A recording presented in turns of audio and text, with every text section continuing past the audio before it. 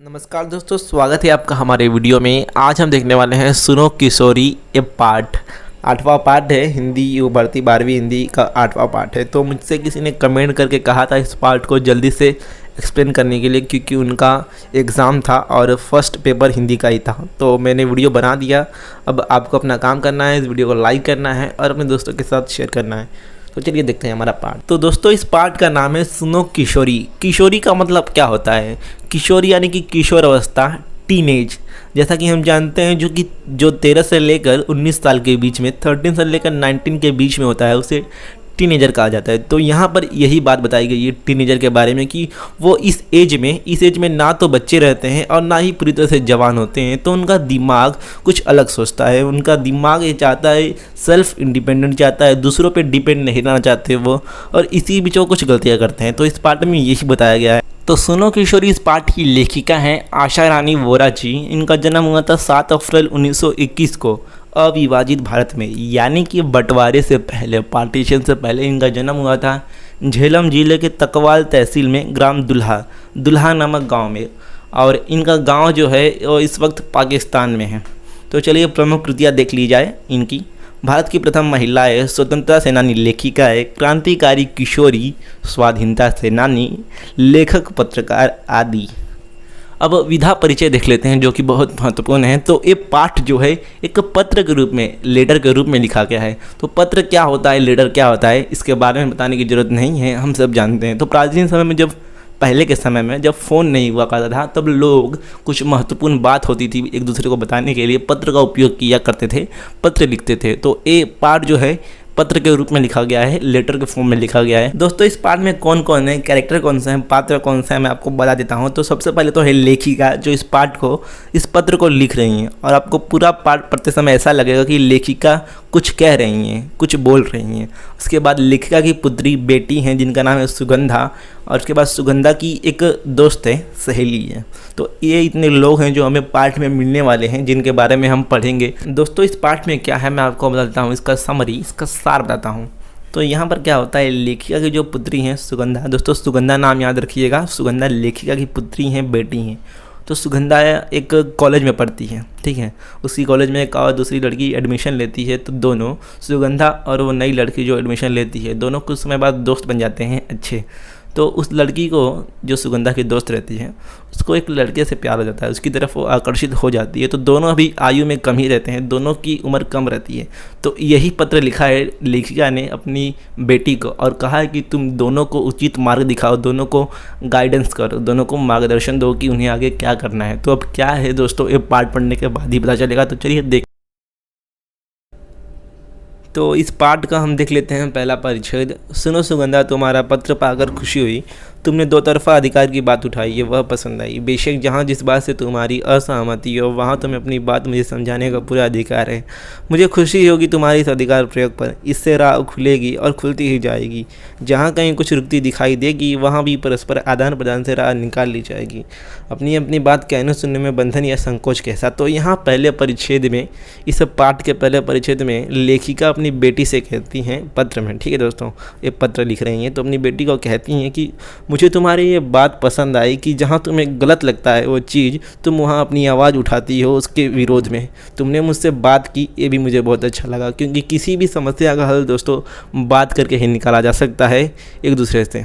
आगे क्या दिया है देख लेते हैं। मैंने तो अधिकार की बात यूँ पूछी थी कि मैं उस बेटी की माँ हूँ जो जीवन में ऊंचा उठने के लिए बड़े ऊंचे सपने देखा करती है, आकाश में अपने छोटे छोटे डैनों को चौड़े फैला कर। तो यहाँ पर लेखिका आगे कहती हैं अपनी बेटी सुगंधा से कि मैंने तुमसे तुम्हारे अधिकार की बात सिर्फ इसलिए कही थी कि मैं जानती हूँ कि तुम बहुत ऊंचा उड़ना चाहती हो, तुम्हारे सपने बहुत बड़े हैं, अपने छोटे छोटे पंखों से तुम आसमान में उड़ना चाहती हो। देखो यहाँ पर जो दिया है छोटे छोटे डैने, तो डैने का मतलब होता है पंख। तो तुम अपने छोटे छोटे पंखों से चौड़े आसमान में उड़ना चाहती हो, तुम्हारे सपने बहुत बड़े हैं। आगे क्या दिया है देख लेते हैं। धरती से बहुत ऊंचाई में फैले उन डैनों को यथार्थ से दूर समझकर भी मैं काटना नहीं चाहती, केवल उनकी डोर मजबूत करना चाहती हूँ कि अपनी किसी ऊंची उड़ान में वे लड़खड़ा ना चाहें। इसलिए कहना चाहती हूँ कि उड़ो बेटी उड़ो, पर धरती पर निगाह रख कर। कहीं ऐसा ना हो कि धरती से जुड़ी डोर कट जाए और किसी अनजाने अवंचित स्थल पर गिर कर डैने छत विक्षत हो जाए। ऐसा नहीं होगा क्योंकि तुम एक समझदार लड़की हो, फिर भी सावधानी तो अपेक्षित है ही। तो यहाँ पर लेखिका अपनी बेटी सुगंधा से कहती है कि देखो बेटी, ऐसा नहीं है कि मैं चाहती हूँ कि तुम आगे ही ना बढ़ो, तुम उड़ो ना। मैं भी चाहती हूँ कि तुम आगे बढ़ो, सपने देखो और उसे पूरा करो। आप ही बताइए भला कौन से ऐसे माँ बाप होंगे जो नहीं चाहते होंगे कि उनकी संतान आगे बढ़े, सपने देखे, उसे पूरा करे। तो यहाँ पर यही लेखिका कहती हैं अपनी बेटी से सुगंधा से कि मैं भी चाहती हूँ कि तुम आगे बढ़ो, सपने देखो, उसे पूरा करो, लेकिन अपने संस्कारों को मत भूलो, अपनी संस्कृति को मत भूलो, क्योंकि हमारी संस्कृति, हमारे संस्कार वही हमारी पहचान है। यह सावधानी का ही संकेत है कि निगाह धरती पर रखकर उड़ान भरी जाए। उस धरती पर जो तुम्हारा आधार है, उसमें तुम्हारे परिवेश का, तुम्हारे संस्कार का, तुम्हारी सांस्कृतिक परंपरा का, तुम्हारी सामर्थ्य का भी आधार जुड़ा होना चाहिए। हमें पुरानी जर्जर रूढ़ियों को तोड़ना है, अच्छी परंपराओं को नहीं।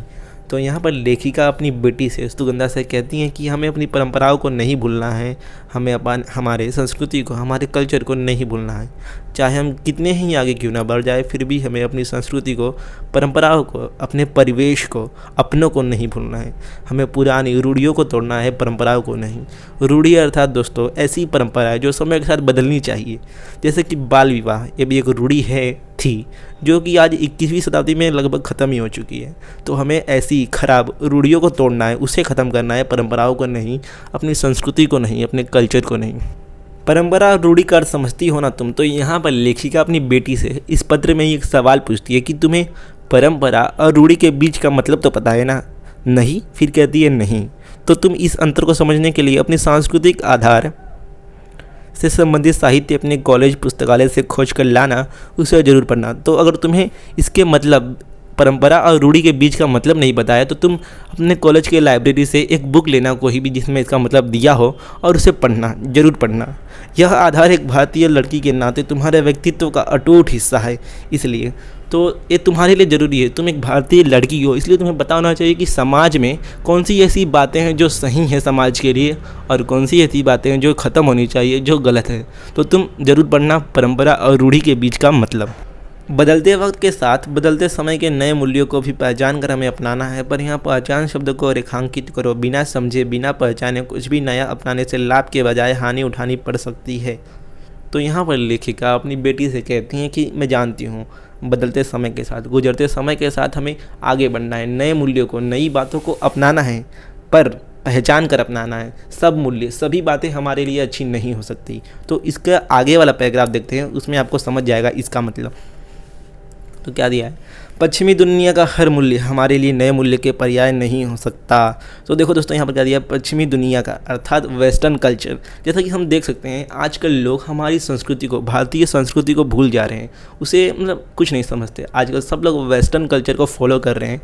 तो यही यहाँ पर कहा गया कि पश्चिमी दुनिया का, वेस्टर्न कल्चर का हर एक बात, हर एक मूल्य हमारे लिए सही नहीं हो सकता, वो उनके लिए सही। हमारे बहुत से पुराने मूल्य अब इतने टूट फूट गए हैं कि उन्हें भी जैसे तैसे जोड़कर खड़ा करने का मतलब होगा अपने आधार को कमजोर करना, या यूँ भी कह सकते हैं कि अपनी अच्छी परंपराओं को रूढ़ी में ढालना। तो ये यहाँ पर कह रही है कि हमारे यहाँ भी, हमारे देश में भी कुछ ऐसी बातें हैं, कुछ ऐसी परंपराएं हैं जिसे ख़त्म होनी चाहिए, जिसका वक्त भी आ चुका है ख़त्म होने का। तो अगर हम उसे ख़त्म नहीं करते हैं, उसे ज़िंदा रखते हैं, तो ये हमारी संस्कृति को चोट पहुंचाने जैसा होगा।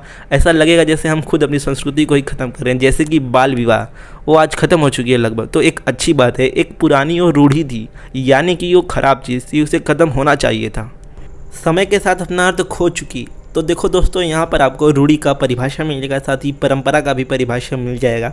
तो समय के साथ अपना अर्थ खो चुकी या वर्तमान प्रगतिशील समाज को पीछे ले जाने वाली समाज की कोई भी रीति नीति रूढ़ी है। तो समाज का कोई भी ऐसा नियम जो समाज को पीछे ले जाए, जिसे ख़त्म होना चाहिए समय के साथ, तो ऐसी कोई भी नियम, ऐसा कोई भी बात वो रूढ़ी में आता है। और ऐसी बात जो समाज को आगे ले जाती हो, ऐसा कोई नियम जो समाज को आगे ले जाता हो, समाज को जोड़ता हो, तो ऐसा कोई परंपरा, उसे हम परंपरा कहते हैं। ऐसे नियम को परंपरा कहते हैं। और ऐसी बात, कोई ऐसा नियम जो समाज को पीछे ले जाए, जिसे समय के साथ ख़त्म हो जाना चाहिए, तो उसे हम रूढ़ी कहते हैं। यही अंतर है दोनों में। रूढ़ी स्थिर है, परंपरा निरंतर गतिशील, एक निरंतर बढ़ता निर्मल प्रवाह जो हर सड़ी गली रूढ़ी को किनारे फेंकता और अब हर भीतरी बाहरी देसी विदेशी उपयोगी मूल्य को अपने में समेटता चलता है। इसलिए मैंने कहा है कि अपने टूटे फूटे मूल्यों को भरसक जोड़कर खड़ा करने से कोई लाभ नहीं। आज नहीं तो कल वे जर्जर मूल्य भरहरा कर गिरेंगे ही। तो यहीं यहाँ पर लेखिका कहती हैं कि परंपरा और रूढ़ी, इसमें यही अंतर है। और रूढ़ी जो होती है वो कभी आगे नहीं बढ़ती है, स्थिर रहती है। अगर हम उसे फॉलो करेंगे तो हम आगे नहीं बढ़ पाएंगे, हमारा समाज आगे नहीं बढ़ पाएगा। इसलिए हमें परंपराओं को, नए नियमों को, अच्छी बातों को फॉलो करना है ताकि हमारा समाज और हमारा विकास हो। उसके बाद अगला क्या देख लेते हैं। इसी तरह पश्चिमी मूल्य भी जो हमारी धरती के अनुकूल नहीं है, तो पश्चिमी मूल्य यानी वेस्टर्न कल्चर की कुछ ऐसी बातें जो हमारे लिए, हमारे देश के लिए अच्छी नहीं है, हमें उसे नहीं फॉलो करना चाहिए, क्योंकि वो बातें जो हैं, वो मुद्दे, वो नियम सिर्फ उनके लिए, उस देश के हिसाब से बेहतर है, इसलिए हमें उसे नहीं फॉलो करना चाहिए। तो यहीं यहाँ पर कहा गया है ना कि वो फलीभूत नहीं होंगे, यानी कि अगर हम ऐसी बातें लेंगे, ऐसे नियम लेंगे जो दूसरी संस्कृति के हैं, तो वो ज़्यादा दिन चलेंगे नहीं और एक दिन ख़त्म ही हो जाएंगे। तो हमें ऐसी बातों को नहीं लेना है, ऐसे नियमों को नहीं लेना है जो हमारे लिए अनुकूल ना हो, हमारे देश के लिए अनुकूल ना हो, यानी कि हमें वेस्टर्न कल्चर को ब्लाइंडली फॉलो नहीं करना है। मुझे लगता है कि पत्र का ये अंश आज तुम्हारे लिए कुछ भारी हो गया। तो लेखिका अपनी बेटी से कहती हैं कि मुझे ऐसा लग रहा है कि जो मैंने बातें लिखी हैं वो थोड़ी ज़्यादा हो गई आज के लिए, आज के इस पत्र में थोड़ी ज़्यादा बातें मैंने कह दी। बेहतर है अपनी संस्कृति व परंपरा को ठीक से समझने के लिए फुर्सत के समय इससे संबंधित साहित्य पढ़ना। तो लेखिका अपनी बेटी से, सुगंधा से कहती है कि अच्छा यही होगा, तुम अपनी संस्कृति से, अपने कल्चर से रिलेटेड बातें, बुक पढ़ना, अपने पुस्तकालय से, स्कूल के, कॉलेज के पुस्तकालय से लेकर ऐसी बातें पढ़ना जहाँ पर तुम्हारी संस्कृति, हमारे कल्चर के बारे में बताया गया हो। इसलिए कि यह बुनियादी जानकारी हर भारतीय लड़की के लिए ज़रूरी है, जिससे वह अपनी धरती, अपनी जड़ों को अच्छी तरह पहचान सके। तो तुम अपनी बातों को, ठीक है, हमारे लिए कौन सी नैतिक बातें हैं, हमारे संस्कृति के लिए, हमारी कल्चर को बचाने के लिए, तो वो तुम पढ़ना, वो सबके लिए ज़रूरी है। तो आगे देख लेते हैं। यहाँ तुम्हारी सहेली रचना के संदर्भ में यह प्रसंग इसलिए, तो यहाँ पर देखो, यहाँ से एक तीसरा कैरेक्टर आता है, तीसरा पात्र आता है रचना, जो कि सुगंधा की, लेखिका की बेटी की दोस्त है, सहेली है। तो यहाँ तुम्हारी सहेली रचना के संदर्भ में यह प्रसंग इसलिए कि वह इस सीमा रेखा को नहीं समझ पा रही। तो अब कौन सी बात हुई रचना के साथ, वो आगे पता चलेगा हमें आगे पढ़ने पर। एक रचना का ही संघर्ष नहीं है, यह एक पूरी पीढ़ी का संघर्ष है। नई पीढ़ी पुराने मूल्यों को तो काट फेंकना चाहती है, पर नए मूल्यों के नाम पर केवल पश्चिमी मूल्यों को ही जानती पहचानती है। कहीं उधार लिए मूल्यों से ही काम चला लेना चाहती है। नए मूल्यों के निर्माण का दमखम अभी उसमें नहीं आया है। तो यहाँ पर लेखिका कहती हैं, रचना के बारे में कहती है, तो कहती है कि ये सिर्फ रचना की बात नहीं है, ये सभी लोगों की बात है, इस वक्त के सभी बच्चों की बात है। तो जैसा कि हम जानते हैं, इस पार्ट का नाम ही है सुनो किशोरी।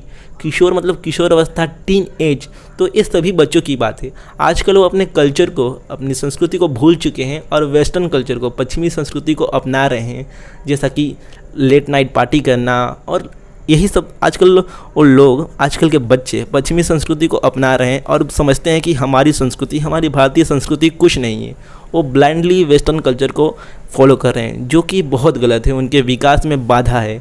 और वो बहुत सारी ऐसी गलतियां कर देते हैं अक्सर वेस्टर्न कल्चर को फॉलो करते हुए। जैसे कि आजकल क्या होता है, आजकल बच्चे स्कूल कॉलेज में ही किसी की तरफ आकर्षित हो जाते हैं और वो समझ बैठते हैं कि ये प्यार है, पर वो प्यार नहीं होता, सिर्फ आकर्षण होता है कुछ दिनों का। तो यही यहाँ पर भी इस पाठ में भी कुछ ऐसा ही हुआ है, जो कि हम आगे पढ़ने वाले हैं। सुनो, नए मूल्यों का निर्माण करना है तो नए ज्ञान विज्ञान को पहले अपनी धरती पर टिकाना होगा। अपनी सामर्थ्य और अपनी सीमाओं में से ही उसकी पगडंडी काटनी होगी। यह पगडंडी काटने का साहस ही पहले ज़रूरी है। नई चौड़ी राह उसी में से खुलती दिखाई देगी। तो यहाँ पर लेखिका अपनी बेटी से कहती हैं कि अगर हमें वेस्टर्न कल्चर को, वेस्टर्न संस्कृति को फॉलो करना है, अपनाना है, तो पहले हमारे देश का विकास करना होगा, जिस देश को हम फॉलो करना चाहते हैं। तुम अपनी सहेली रचना को यह समझाओ कि क्रांति की बड़ी बड़ी बातें करना आसान है, कोई छोटी सी क्रांति भी कर दिखाना कठिन है। तो यहाँ पर लेखिका अपनी बेटी से कहती है कि तुम अपनी सहेली रचना को, ठीक है, लेखिका की बेटी की सहेली कौन है? रचना, और लेखिका की बेटी का नाम है सुगंधा। तो लेखिका अपनी बेटी से कहती हैं कि तुम अपने सहेली को ये समझाओ कि क्रांति की बड़ी बड़ी बातें करना, अर्थात बातें करना बहुत आसान है, लेकिन जब हम उसे करने जाते हैं तब पता चलता है कि वो कितना कठिन था। बस बातें हमने की। तो यही यहाँ पर कहा गया कि बातें तो हम कर लेंगे, लेकिन जब काम करने जाएंगे तब पता चलेगा कि वो कितना कठिन है। और एक ही झटके में यूँ टूट कर हार कर बैठ जाना तो निहायत मूर्खता है। तो यहाँ पर कहा गया है कि बड़ी बातें करना आसान है, लेकिन हम उसे कर नहीं पाते, और करने जाते हैं तो पल भर में ही हार जाते हैं, हार मानकर बैठ जाते हैं, और ये सबसे बड़ी मूर्खता है, सबसे बड़ा पागलपन है। फिर अभी तो वह प्रथम वर्ष के पूर्वार्ध में ही है। तो यहाँ पर लेखिका की माँ सुगंधा से कहती है कि तुम्हारी दोस्त जो है वो तो अभी फर्स्ट ईयर में ही है, तो उसे अभी ऐसी कोई गलती नहीं करनी चाहिए, अभी से उसे ऐसा कोई कदम नहीं उठाना चाहिए, ज़रूरी हो तो सोच समझ कर वे अपनी दोस्ती को आगे बढ़ा सकते हैं। तो यहाँ पर वही कहा गया है कि देखो, लेखिका की बेटी सुगंधा, उसकी जो दोस्त थी रचना, उसे एक लड़के से प्यार हो गया था, उसकी तरफ वो आकर्षित हो गई थी।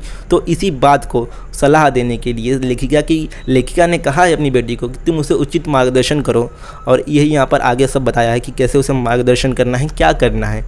लेखिका ने बताया है अपनी बेटी को पत्र में। कॉलेज जीवन की पूरी अवधि में वे निकट मित्रों की तरह रहकर एक दूसरे को देखें, जानें, जांचें, परखें। तो यहाँ पर लेखिका सुगंधा से कहती है कि तुम ऐसा उन्हें कहो कि वो दोनों जब तक कॉलेज ख़त्म नहीं होता तब तक एक दोस्त बनकर रहें और एक दूसरे को जानें, परखें, एक दूसरे को समझने का मौका उनके पास बहुत अच्छा है। तो इसलिए जब तक कॉलेज है तब तक एक अच्छा दोस्त बनकर दोनों, रचना और जिस लड़के से उसे प्यार हुआ था, जिसकी तरफ वो आकर्षित हुई थी, तो दोनों एक अच्छे दोस्त बनकर रहें और एक दूसरे को समझें, एक दूसरे की राह का रोड़ा नहीं, प्रेरणा और ताकत बनकर परस्पर विकास में सहभागी बने।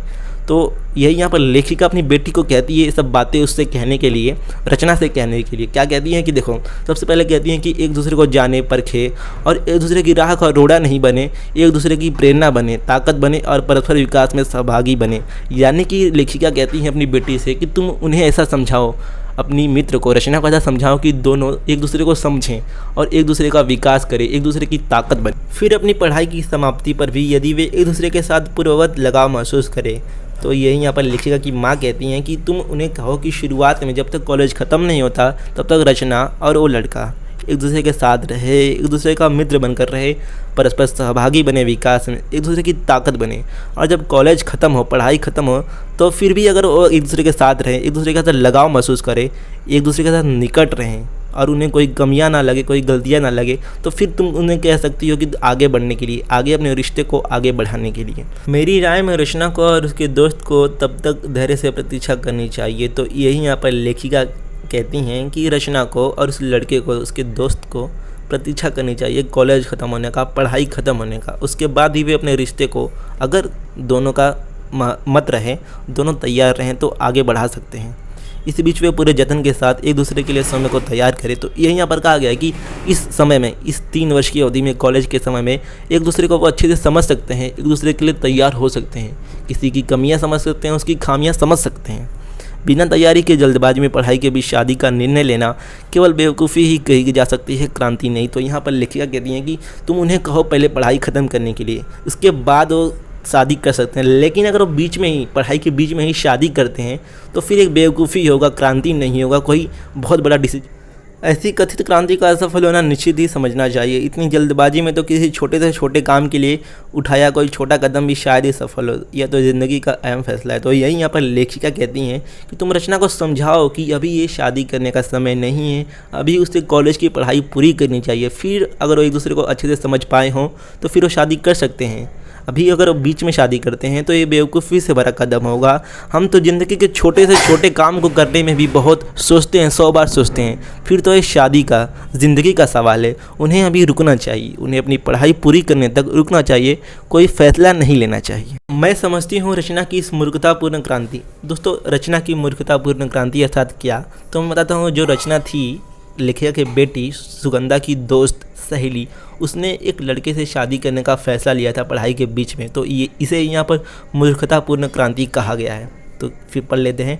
मैं समझती हूँ कि रचना की इस मूर्खतापूर्ण क्रांति में उसकी सहायता न करने का तुम्हारा निर्णय एक सही निर्णय है, पर तटस्थ रहना ही काफ़ी नहीं है। तो लेखिका अपनी बेटी से कहती हैं कि मैं समझती हूँ जो तुमने निर्णय लिया है उन दोनों के मैटर से, उन दोनों के मामले से अलग रहने का, ये सही है। लेकिन तुम्हें तटस्थ नहीं रहना है, उन्हें अकेला नहीं छोड़ना चाहिए। वो तुम्हारी अच्छी दोस्त है और रचना तुम्हारी अच्छी दोस्त है, और दोस्त की मदद करना दोस्त का कर्तव्य होता है। इसलिए तो तुमने उससे दोस्ती की होगी। उसका हित, उसका बुरा, उसका अच्छा, ये तुम्हें ही देखना है। तो दोस्तों, किसी ने ठीक ही कहा है कि भरी जेब से दुनिया की पहचान हुई और खाली जेब से अपनों की। पर रचना को इसके लिए दोष देने व उसकी भर्त्सना करने से भी बात नहीं बनेगी, बिगड़ जरूर सकती है। तो यहाँ पर लेखिका अपनी बेटी सुगंधा को कहती है कि रचना ने जो एक पागल भरा, नासमझी भरा निर्णय लिया है ना, तुम उसकी मदद करो इसमें। तुम उसे बताओ कि क्या सही है, क्या गलत है।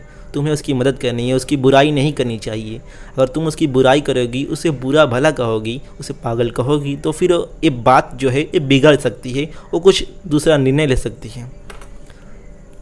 हो सकता है कि कथित प्यार के जुनून में इसका उल्टा असर हो और वह तुम्हारी बात को बुरा मानकर तुमसे कन्नी काटने लगी। इसलिए संभल कर बात करनी होगी और सूझबूझ से बात संभालनी होगी। तो यहाँ पर लेखिका अपनी बेटी को कहती है कि तुम्हें उससे अच्छे से बात करनी होगी, उस संभल कर बात करनी होगी, क्योंकि इस पर तुम्हारी दोस्त जो है रचना, उस पर इस वक्त कथित प्यार का एक अट्रैक्शन का जुनून सवार है, वो प्यार में बंधी हुई है। तो इसलिए तुम्हें उससे अच्छी बात करनी होगी। तो दोस्तों यही यहाँ पर कहा गया है ना कि इस वक्त टीनेज में हमारा दिमाग नहीं काम करता, टीनेज में हमारा दिल काम करता है। तो यही यहाँ पर कहा गया है। लेखिका अपनी बेटी से कहती है कि तुम्हें अपनी दोस्त को, रचना को अच्छे से समझाना है, क्योंकि वो इस वक्त प्यार के जुनून में है। वो कुछ दूसरा फैसला, कुछ उल्टा, कुछ अंडसंड फैसला ले सकती है। तो इसलिए तुम्हें समझदारी से उसे समझाना है। दोष अकेली रचना का है भी नहीं। तो यहाँ पर लेखिका कहती हैं कि जो रचना ने ये निर्णय लिया है, पागलपन भरा निर्णय लेने वाली है, इसमें इसकी गलती है, लेकिन पूरी तरह से नहीं। आधी गलती देखो यहाँ पर दिया है, दोष उसकी नासमझ उम्र का है या उसके उस परिवेश का है जिसमें से उसे संभल कर चलने के संस्कार नहीं दिए गए हैं। तो लेखिका कहती हैं कि आधा दोष तो उसका है और आधा दोष उसकी नासमझ उम्र का है, और उसके परिवेश का भी है जिसमें उसे संस्कार नहीं मिले, उसके परिवार का है जिसने उसे संस्कार नहीं दिए कि जीवन में कैसे आगे बढ़ा जाता है। तो दोष ना समझ उम्र का है। जैसा कि मैंने आपको फिर से बताया दोस्तों, फिर से बता देता हूँ कि ये पाठ हमारा नाम है सुनो किशोरी। किशोरी यानी कि टीन एज, किशोर अवस्था। इस उम्र में क्या होता है कि जो बच्चा होता है, लड़का या फिर लड़की, ना तो वो बच्चे रहते हैं या फिर ना ही वो जवान हुए रहते हैं। तो उनका दिमाग दोस्तों कुछ गलतियाँ करता है, उनका दिल कुछ गलतियाँ करता है।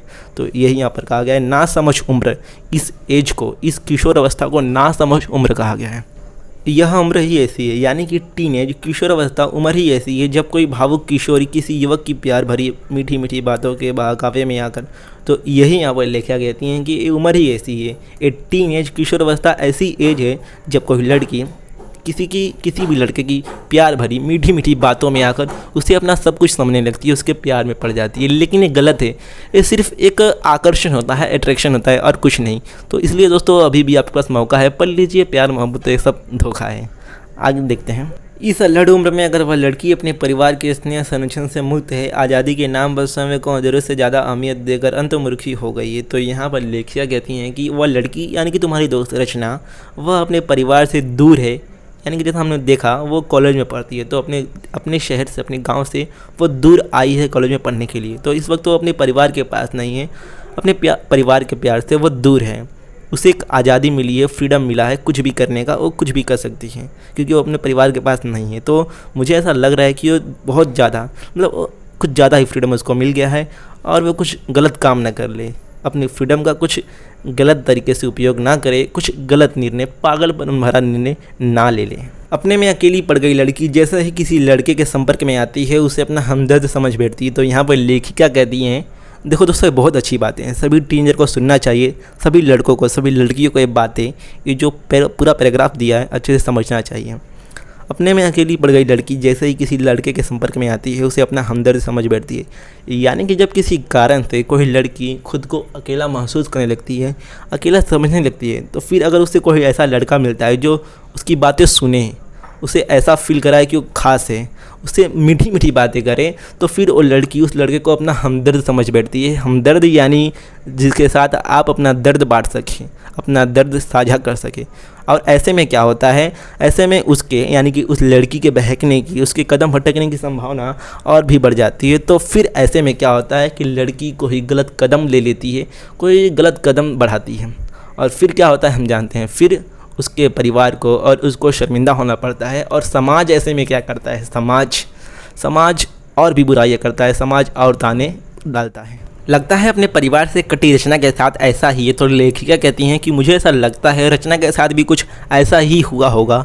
वो यहाँ पर आई होगी कॉलेज पढ़ने और वो उसने खुद को अकेला समझा होगा, और फिर उससे वो लड़का मिला हुआ है जिसे उसने हमदर्द समझ लिया, और फिर वो ऐसा निर्णय लेने जा रही। तो अगर ऐसा सचमुच हुआ है, देखिए यदि सचमुच ऐसा है तो तुम्हें और भी सावधानी से काम लेना होगा, अन्यथा उसे समझाना मुश्किल होगा, उल्टे तुम्हारी दोस्ती में दरार आ सकती है। तो अगर सचमुच ऐसा हुआ है तो तुम्हें और भी सावधानी से और अच्छे से उसे समझाना होगा, अन्यथा तुम्हारी दोस्ती खतरे में आ सकती है, क्योंकि उसके सिर पर इश्क का, प्यार का जुनून सवार है। एक अच्छी सहेली के नाते तुम उसकी पारिवारिक पृष्ठभूमि का अध्ययन करो। तो लेखिका अपनी बेटी सुगंधा से कहती हैं कि तुम अगर एक अच्छी सहेली हो, एक अच्छी मित्र हो, एक अच्छी दोस्त हो, तो तुम अपनी रचना, जो तुम्हारी दोस्त है, उसकी पारिवारिक पृष्ठभूमि का अध्ययन करो, उसके फैमिली बैकग्राउंड के बारे में थोड़ा पता लगाओ, पता करो कि उसके परिवार के बारे में, उसका परिवार कहाँ रहता है, कैसा है उसका परिवार।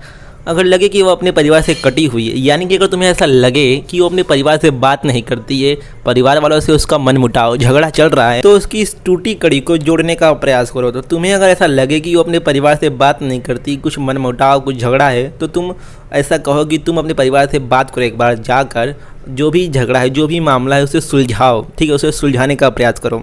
जैसे तुम मुझे पत्र लिखती हो, उससे भी कहो वो अपनी माँ को पत्र लिखे। तो लेखिका आगे कहती है कि जैसे तुम, सुगंधा को कहती है कि जैसे तुम मुझे पत्र लिखती हो, वैसे ही अपने दोस्त रचना, अपने मित्र को भी कहो कि वो भी अपनी माँ को पत्र लिखें। अपने घर की भाई बहनों की बातों में रुचि ले, अपने घर की यानी कि अपने भाई बहनों की बातें सुने, उनकी बातों में रुचि ले, अपनी समस्याओं पर माँ से खुलकर बात करे और उनसे सलाह ले। तो फिर आगे कहती हैं लेखिका कि अपनी दोस्त को, रचना को कहो कि अगर उसे कोई समस्या है, कोई प्रॉब्लम है, तो अपनी माँ से बात करें, अपनी माँ से उसका समाधान लें, जो भी बात है खुल कर कहें अपनी माँ से। तो टीनेजर का यही एक प्रॉब्लम होता है कि वो कुछ खुलकर कह भी नहीं सकते, जो समस्या रहेगी वो किसी से डिस्कस नहीं कर सकते, और एक बहुत बड़ी समस्या है। यदि उसकी माँ इस योग्य ना हो तो वह अपनी बड़ी बहन या भाभी से निर्देशन ले। तो देखो, लेखिका ने सुगंधा को क्या कहा था सबसे पहले कि तुम अपनी जो सहेली है, सहेली को कहो कि अगर उसे कोई प्रॉब्लम है, कोई समस्या है, कोई परेशानी है, तो अपनी माँ से डिस्कस करे, अपनी माँ से बात करे, अपनी माँ से समाधान ले। अगर उसकी माँ उसकी समस्या नहीं सुलझा पाती, ठीक है, ऐसा तो नहीं होता कि माँ के पास किसी समस्या का समाधान ना हो, माँ के पास तो सभी समस्या का समाधान रहता है, सभी मुश्किलों का हल रहता है। तो लेखिका आगे कहती है कि अगर उसकी माँ उसकी समस्या ना सुलझा पाए तो उससे कहो कि वो अपनी बड़ी बहन या भाभी से बात करे, ठीक है, भाभी से बात करे और अपनी समस्या को सुलझाए। यह भी संभव ना हो तो अपनी किसी समझदार सहेली या रिश्तेदार को ही राजदार बना ले। तो लेखिका देखो सबसे पहले क्या कहती हैं, सबसे पहले अपनी बेटी सुगंधा को कहती है कि तुम अपनी मित्र को, अपनी सहेली को, रचना को कहो कि वो अपनी समस्याओं के बारे में अपनी माँ से बात करे।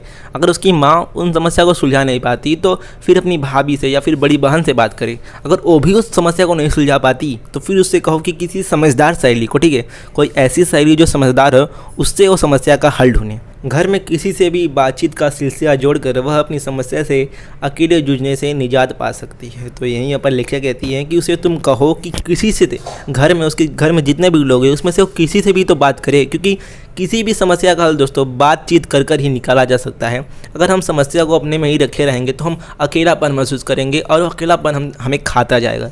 इसलिए दोस्तों अगर आपको भी कोई भी समस्या है, मानसिक समस्या या फिर कुछ भी समस्या है, तो अपने परिवार में, अपने माता से, अपने पिता से, अपने भाई से, बहन से, किसी से भी बात कीजिए। अकेला रहना, अकेला समझना खुद को, ये किसी भी समस्या का हल नहीं है। नहीं तो तुम तो हो ही, यानी कि लेखिका कहती हैं कि अगर वो किसी की बात ना सुने, कोई उसे समझा ना पाए, तो तुम तो हो ही ना उसकी एक दोस्त। ऐसे समय में तुम्हारी बात न सुने, तुम्हें झटक दे, तब भी उसकी वर्तमान मनोदशा देखकर तुम्हें उसकी बात का बुरा नहीं मानना है। तो ऐसे समय में अगर तुम्हारी बात नहीं सुने, तुमसे थोड़ा खराब व्यवहार करे, तो तुम्हें अच्छा ही रखना है, उसे बुरा भला नहीं कहना है, बुरा नहीं मानना है, क्योंकि उसकी मानसिक स्थिति, तुम्हारे दोस्त जो है, तुम्हारी सहेली रचना, उसकी मानसिक स्थिति इस वक्त सही नहीं है। उसका खुद के मन पर, खुद के दिमाग पर काबू नहीं है, क्योंकि इस वक्त उस पर, रचना पर प्यार का भूत चढ़ा हुआ है। तो इसलिए यहाँ पर कहा गया है उसका मूड देखकर उसका मन टटोलो और उसे प्यार से समझाओ। यानी कि रचना को एक सही टाइम देखकर, ठीक है, सही टाइम देकर उसे अच्छे से प्यार से समझाओ कि जो वो कर रही है वो गलत है, उसे ऐसा नहीं करना है। एक शुभचिंतक मतलब दोस्तों ऐसा कोई भी व्यक्ति, ऐसा कोई इंसान जो हमारी चिंता करे, ठीक है, हमारी परवाह करे, उसे शुभचिंतक कहते हैं। तो एक शुभचिंतक सहेली के नाते ऐसे समय तुम्हें उसे इसलिए अकेला नहीं छोड़ देना है कि वह तुम्हारी बात नहीं सुनती है या तुम्हारी बात का बुरा मानती है। तो इस वक्त जो रचना है तुम्हारी सहेली, वो तुम्हारी बात नहीं मानती है, ठीक है, तुम्हारी बात का बुरा भी मान जाती है। तो तुम्हें इस सोच कर उसे अकेला नहीं छोड़ देना है कि जाओ अपनी समस्या में रहो, अपने हाल में रहो, मैं जाती हूँ। तुम्हें ऐसा नहीं करना है, उसे अकेला नहीं छोड़ना है। तुम साथ छोड़ दोगी तो वह और टूट जाएगी। तो तुम अगर उसे अकेला छोड़ दोगी, उसका साथ साथ छोड़ दोगी तो वो और टूट जाएगी, अकेलेपन में जाती जाएगी, अकेलेपन के अंधकार में डूब जाएगी। तो तुम्हें ऐसा नहीं करना है। अगर तुम ऐसा करोगी, उसे अकेला छोड़ दोगी, तो फिर वो कोई गलत कदम उठा लेगी, और तुम यही तो चाहती थी ना, उसे गलत कदम उठाने से रोकने से। तो इसलिए तुम्हें उसे अकेला नहीं छोड़ना है, उसका साथ देना है, ठीक है। तुम उसकी एक शुभचिंतक दोस्त हो, उसकी एक अच्छी सहेली हो, इसलिए तुम्हें उसका साथ देना है। अगर ज़रूरी समझो तो सहेली के कथित दोस्त या प्रेमी लड़के से भी किसी समय बात कर सकती हो। तो अगर तुम्हें ज़रूरी लगता है तो तुम उस लड़की की, रचना के दोस्त जिसे वो प्रेमी समझ रही है अपना, जिसे वो अपना सब कुछ हमदर्द समझ रही है, उस लड़के से तुम बात कर सकती हो और पूरी घटना क्या है, पूरा उसकी मंशा और लड़का क्या चाहता है तुम्हें जान सकती हो, ठीक है। और फिर जानकर लड़की को बता सकती हो, अपनी सहेली को बता सकती हो कि ऐसी ऐसी बात है। आगे लेखिका अपनी बेटी सुगंधा को कहती है, यदि तुम्हें लगे कि लड़का निर्दोष है, निश्चल है, अपने प्यार में सच्चा या अडिग लगता है तो दोनों को पढ़ाई के अंत तक प्रतीक्षा करने और तब तक केवल दोस्त बने रहने का परामर्श दे सकती हो। तो यहाँ पर लेखिका अपनी बेटी से क्या कहती है कि पहले तुम उस लड़के से मिलो, वो लड़का जो प्रेमी है रचना का, जिसे रचना अपना हमदर्द सब कुछ समझ बैठी है, उससे एक बार जाके मिलो उस लड़के से। और बात करने के बाद, मिलने के बाद अगर तुम्हें ऐसा लगे कि वो लड़का निर्दोष है, साफ मन का है, निश्चल है, अपने प्यार में सच्चा या अडिग लगता है, यानी कि अगर तुम्हें ऐसा लगे कि उसका प्यार सच्चा है, तो दोनों को तुम ऐसा कह सकती हो कि पढ़ाई के अंत तक, जब तक पढ़ाई ख़त्म नहीं होती है, कॉलेज ख़त्म नहीं होता है, तब तक दोस्त बनकर रह सकते हैं, ठीक है। दोस्त बनकर रह सकते हैं और पढ़ाई के बाद अगर उन्हें अपने रिश्ते को आगे बढ़ाना है तो वो बढ़ा सकते हैं। पर यहाँ तुम्हें सतर्कता बरतनी होगी। रचना को विश्वास में लेकर दोस्ती के दौरान उससे कोई गलत कदम ना उठाने का वायदा लेना होगा, वरना दूसरों की आग बुझाते अपने हाथ जला लेना कोई अनहोनी या संभव बात नहीं। तो यहाँ पर लेखिका क्या कहती हैं कि तुम उसकी मदद कर रही हो, रचना जो तुम्हारी मित्र है, सहेली है, उसकी मदद कर रही हो। लेकिन ये याद रखना चाहिए, कभी कभी क्या होता है कि हम दूसरों की परेशानियाँ, दूसरों की प्रॉब्लम सॉल्व करते करते खुद भी उस परेशानी में चल जाते हैं। तो तुम्हें ऐसा बिल्कुल नहीं करना है, बिल्कुल सावधानी से काम करना है। सबसे पहले रचना को कहो, उससे एक वादा लो कि वो तुम्हारी बात सुनेगी, पूरी बात अच्छे से सुनेगी, समझेगी। इसलिए मैंने कहा है यह तुम्हारी सूझ समझ की भी परीक्षा होगी। तो तुम्हें अच्छे से एक अच्छा डिसीजन लेना है, अच्छे से निर्णय लेना है, अपने मित्र की, अपने दोस्त की अच्छे से मदद करनी है। और एक बात यह मत समझना कि सलाह केवल तुम बेटी हो इसलिए दी जा रही है। और इसके बाद लेखिका एक बहुत महत्वपूर्ण, बहुत ज़रूरी बात कहती हैं कि मैं तुम्हें इतनी सारी बातें बता रही हूँ, ये सब सलाह दे रही हूँ, तो ये मत समझो कि तुम लड़की हो, बेटी हो, इसलिए मैं तुम्हें ये बातें बता रही हूँ। ये बातें सभी को दी जानी चाहिए। एक माँ, कोई भी माँ अपने पुत्र को, अपने बेटे को भी देगी, लड़के को भी देगी। ये बेटा बेटी के लिए समान रूप से लागू होती है। तो ये बातें, ये पूरा पाठ दोस्तों बहुत अच्छा पाठ है। सभी को, सभी लड़कों को, सभी लड़कियों को पढ़ना चाहिए, अच्छे से समझना चाहिए। आखिर में क्या है, मैं इसके परिणाम की प्रतीक्षा करूंगी। अगले पत्र में जानकारी देना दोगी ना तुम्हारी माँ, सुनो किशोरी पत्र संग्रह से। तो देखो दोस्तों, मैंने आपको पहले ही बता दिया था कि जो पाठ है इसका विधा है पत्र, यानी कि इसको लेटर के फॉर्मेट में लिखा गया है, तो इसलिए लास्ट में लिखा गया है तुम्हारी माँ। तो लेखिका अपनी बेटी से कहती हैं कि तुम उस मामले को, अपनी दोस्त की, अपनी सहेली के मामले को कैसे सुलझाती हो, इसकी प्रतीक्षा मैं करूँगी, इंतज़ार करूँगी। अगले पत्र में इसकी जानकारी देना, दोगी ना, ठीक है। तो वही लास्ट में कहते हैं कि तुम अगले पत्र में इसकी जानकारी दोगी ना, और लास्ट में तुम्हारी माँ। तो बस दोस्तों, यहीं पर ये पार्ट ख़त्म हो जाता है। बहुत अच्छा पार्ट है, सभी को पढ़ना चाहिए, समझना चाहिए। धन्यवाद, मिलते हैं अगले वीडियो में।